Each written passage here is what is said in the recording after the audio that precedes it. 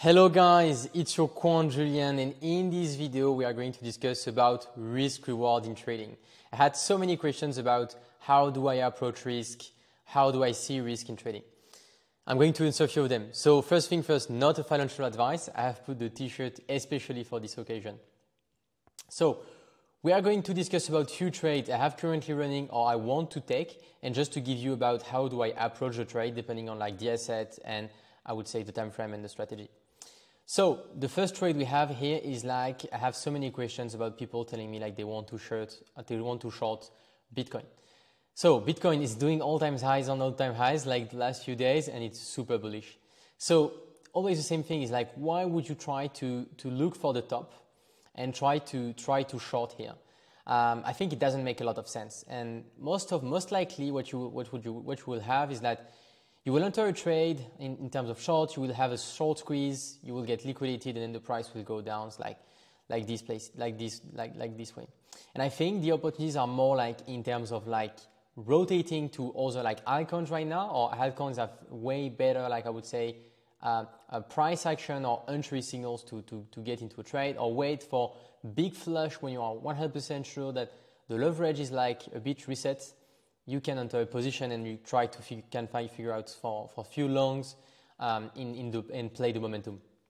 But here I don't see any shorts. So of course you will always see some guys who tell you like, oh, I've short the top, look at my trades. But the idea is like, how many times have they been stopped, before that? And if you look at this trade, here at this trade, I'm taking a risk reward of, let's say, 3. Let's say I have a risk reward of 3. So I just have to have one of my trade a winner to compensate for the 2 losers I will have. But the idea here is like, let's say I've got stopped out like 1 time, 2 times, 3 times, 4 times, it's not really profitable. So don't look for the top, don't look for the bottom, and be careful also about your leverage. The second trade I want to discuss, it's something we are chatting currently in the private club. So feel free to join. You have you can DM me and some link in bio, I think. It's about like Neon. So Neon is about 2 things here. It's about, I want to enter the trade because momentum is up and it looks pretty good. And also about timing, because I think we have some big unlocks coming in, like I think in July, if I'm not mistaken. And most likely in July, they have some big unlocks and you can have a lot of FUD, also people dumping onto the market. So it's not the best. And you want to have the trade playing before July. So let's say the unlock is in July. You have to double check. You have like 3 months to have the trade play. But still, I will remain patient and I will try to figure out better entry points. So I have added like a quarter of the position I wanted to add here. And I think I will wait to have like some weeks to then add like a quarter and then try to add and then try to play the trade until the unlock, I think July. And I think around the unlock, if the price action is not the best and I see some FUD on Twitter and like the narrative is not as hot as now, I think I will just exit my trade. So I will not even like hit a stop loss or anything. I will just like close my trade and move to the next trade or to the next like hot thing. The cool thing is like Render. So Render has been one of my big winners, in 2024. And I think we are like at $11. We reached out like $12, and for me, Render is like adios. That's why I written adios. Thank you for the dollars. And when I've written out like see you in 2025, it's just to say that the pump is like so big that right now it's kind of like overvalued. I think we had like, yeah, look, the pump is crazy.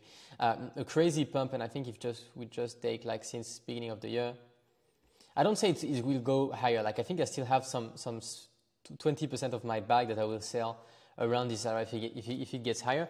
But then I think you will really don't have any good opportunities in this coin. And I think I would rather like wait and like let the trade breathe rather than trying to step in the trade and force it, and then it will be hard. And I will not short it because AI is super hot and I don't see any like short, I would say, confirmation here. The next one, I think it will be an interesting one because it will be about Dogecoin and it will be about longing and shorting Dogecoin. So here I would 100% use a stop loss for this trade. Why? Because like I am entering like a coin that already popped, and I think if I hit my stop loss, I will get a way better entry. And so the stop loss makes sense because I will protect a bit my capital and then be able to enter like lower. So I don't really know where I will enter because I think the market is looking a bit weak now, and I think we can get some weeks where I will be like more entering the market now. But let's say I want to rush into entering, I will definitely try to add a stop loss. Of course, it's super hard on meme coins because you have these weeks and it's crypto also, so it's not the best way to enter, to rushing into the trade. But still, I will use a stop loss because I feel like if we break some certain level, it can really like go down like, let's say, more than, let's say I have a stop loss here, I think it can really go down like 20% more. And you want to protect your capital and make sure you are able like to buy back lower or to open a trade with a better, I would say, risk reward. Then the other thing is like shorting Dogecoin. So in one of my private group, like we opened like a short on Dogecoin, not a big one, just because we were like, okay guys, feels like the market is a bit weak and the meme coin season is a bit out. And so we are like, okay, we just want to profit a bit on like a high probability of having a dump. And so we are like, okay, Dogecoin is like a good like let's say we have a double top, not showing some strength signs. I'm like, okay, let's enter into the trade, especially that you have so many other, like I would say, meme coin who are looking a bit more bullish than Dogecoin. So we're like, okay. And so we enter the short. Right now it's playing well. You see that the risk reward is not the best, you know, the risk reward is only 2. So we still have to win a bunch of trade to stay profitable. And it's not the best trade, but here still I will use with a stop loss because I would just be scared like if we then hit my stop loss that we can have some continuation and having some then big spikes up, and like I will not feel comfortable like holding my position. Let's say then we get like a 25% spikes up, it will be painful. So I would rather have a stop loss. So it was like, I think it was like a good example with Dogecoin of like for the same coin, like for like one coin and another. Some you want to use a stop loss, some you don't want to use a stop loss. I'm not a big fan of stop loss, to be honest. I think it's better to have like a mental, I would say, approach to stop loss. And sometimes having it like when you sleep, because it's crypto, it's always open, and it's better to stay safe in crypto than the opposite. Another one we played, a pretty good one. Like for me, these are the best trades. It's like when you enter, you don't have like drawdowns, you are in profit, and then you only like increase your profit, and at some point you hit the take profit, and then you're out of the market. These are the trades where your Sharpe ratio is very high. Of course, you still have some volatility while in the trade, but still, these are like kind of like the best trades. So that's what I meant, like take the free money. Is like when you enter a trade, because you have like some kind of like momentum, strong fundamental, a lot of like I would say liquidity signs that the thing wants to go higher, then you just take it, and no matter like if it goes like above $1, I'm super happy when I trade, because like from what I see, so I can't leak everything, right? But from few things we are monitoring, this is like the price. It makes more sense to like take profit for us in terms of like probability and everything. So it's kind of like complicated, but you can make it a bit simpler. Just sometimes we use complicated things just because it's like that, and it's a way to reduce, I would say, our okay, let's not get into much detail, so it will be complicated. I think it's already not that easy, so let's keep it simple. Another thing is WIF. So I think for WIF, the other thing here is like, I think we discussed a lot about how to cut a loss, does the trade make sense or not? And now the thing is like when to take profit. So for the previous trade, we have like different ways of taking profit, different models, I would say. For WIF, I think we kind of like underestimated like the vibe that was happening on Twitter, you know, like the meme was so strong. And that's why we took profit like a bit too early. Like we missed some gains, and I think it can still go higher, so we will perhaps miss like some gains. And of course, it's always easy to say that you miss gains after selling, you know.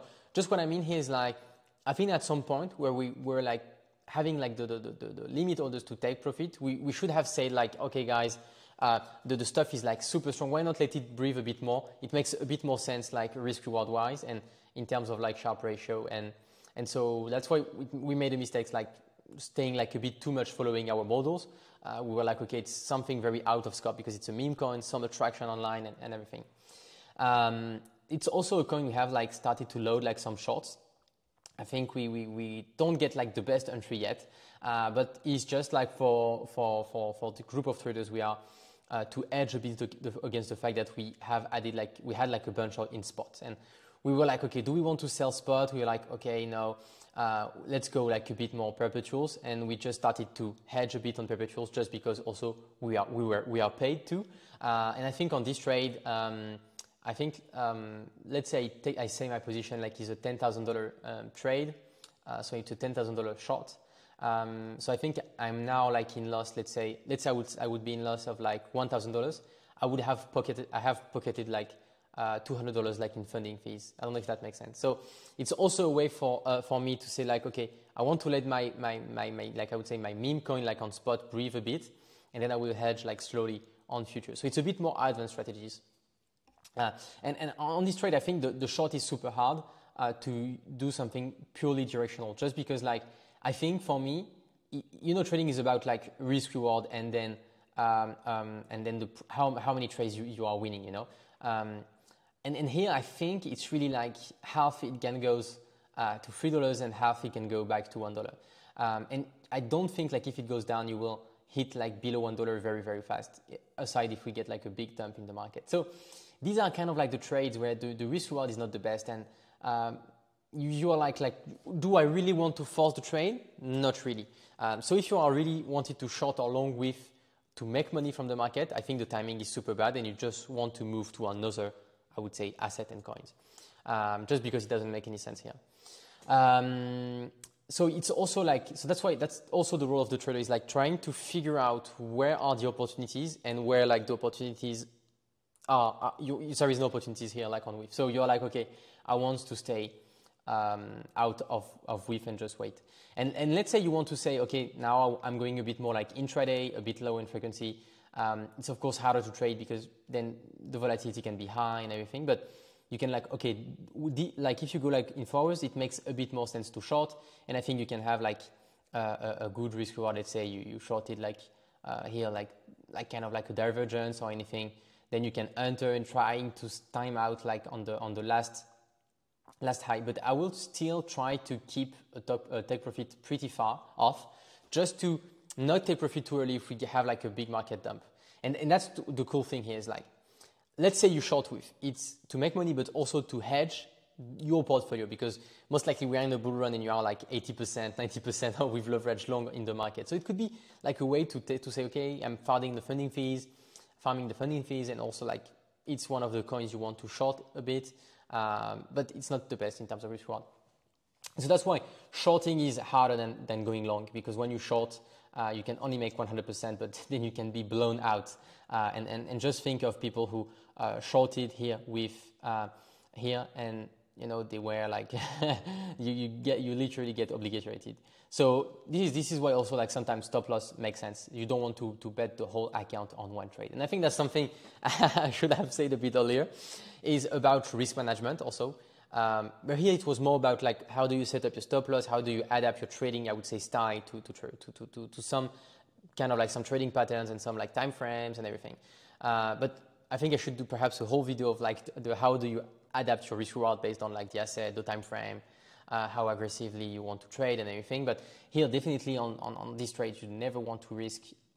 Depends your net worth, right? But if you, let's say you are above like 6 figures, you never want to risk like more than 0.5% of your overall capital on I would say a trade. Otherwise it's a bit dumb. Like you want to still be able to play in the market, and if you use too much risk and you don't manage risk properly, then most likely if you had like some bad winning streaks and everything, you can really blow down your account or get too much drawdown, and then the emotions are a bit harder to manage, and it can be a really vicious circle. So yeah, that was it, guys. That was a word from your quant about how do you approach like different, I would say, trades. This is the question I had like in the private group about many people asking me, how do you approach the trades? Can you show some some charts, things, position you have open, and like how do you approach them and everything, just to give my thought on that. So hope you like the video, and feel free if you have like any concept or any ideas of video. Honestly, I'm really open to everything. To tell me, and I will perhaps do one on your topic. So see you soon, guys. Feel free if you have any question. If you want to share me some trading setups, or if you want to leak me some alpha, feel free also in DMs. Always happy for that, and feel free to share the video, and see you soon.